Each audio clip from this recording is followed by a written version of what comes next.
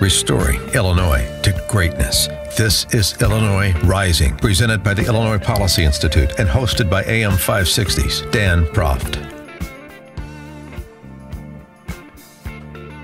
Dan Proft back with Austin Berg. He is a writer for the Illinois Policy Institute, illinoispolicy.org. He's also a columnist for the Illinois News Network.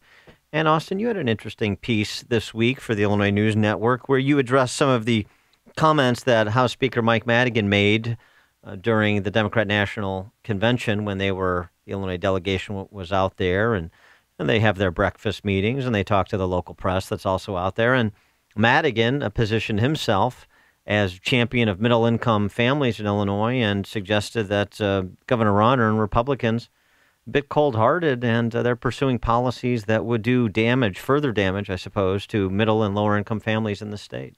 Yeah, so this has been his soundbite for around the last year, and he said it in pretty much every single press conference, and he said it again in this long interview at the DNC, and I got really annoyed to the point where I wrote something about it. It's cathartic to write it out. Just write it out. Eat, pray, love. Yeah. Right. So yes. We looked at sort of, okay, what you're saying, the government, this truism that, I mean, no one would disagree with, that government shouldn't be in the business of lowering wages and the standard of living for the middle class. Who could ever be against that? Like, of course. Shouldn't be in the business of setting wages at all. Right, exactly. Who said those things were connected? So or should be connected in the first place. So you look at the middle class under Madigan's tenure. He was elected in 1971. He's been speaker for 31 of the last 33 years since he was elected in 83 to the speakership.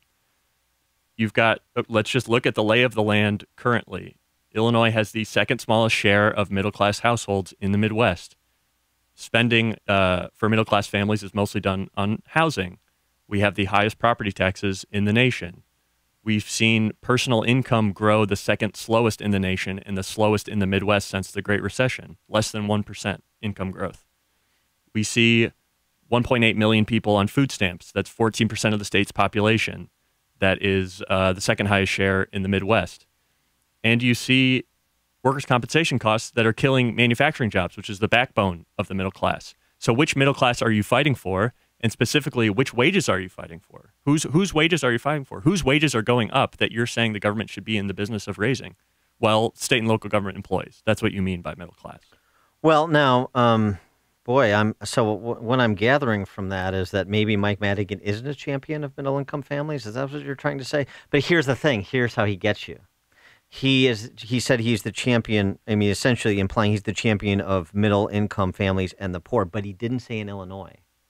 Oh, so right. all the people who have left Illinois to other states to enjoy a better quality of life at a lower cost, that's who he's the champion of, perhaps. So it was a backdoor sort of helping. Yeah, him. right. Maybe. I don't know, because that's the only group of families he could be a champion for, is those who have left the state for a better life in other states. Right. Thanks to Mike Madigan's policies. He just helped them realize how bad it was going to be and that was going to get worse. He has a broader perspective than you. He's not just looking at Illinois' corporate boundaries and the families within them. He's thinking nationally. And he thinks 10 steps ahead always. That's right. I think this could be true. So there you go. I mean, that's the only thing I could make in terms of sense. That makes sense, especially in terms of if you're talking about middle-class manufacturing, because Illinois manufacturing workers take home the lowest pay in the Midwest, lower than Indiana, lower than any neighboring state, lower than any Midwest state.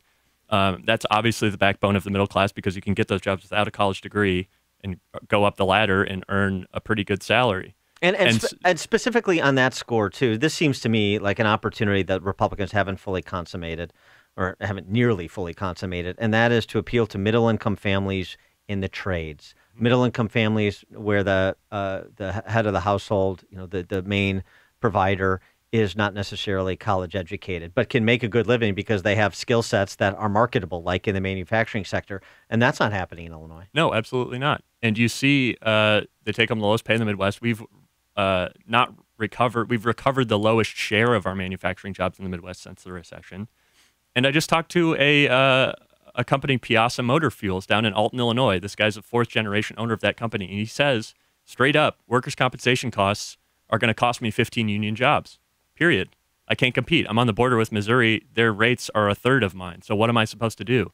You talk to Hoist Lift Truck, which was this manufacturer in Bedford Park that moved a matter of minutes to Indiana, took 300 jobs there. Those jobs are not, whenever people leave the state, they say, like Steve Brown, Madigan spokesman, says, the people who are leaving are these Caterpillar CEOs who just don't want to pay whatever the 3.75% income tax.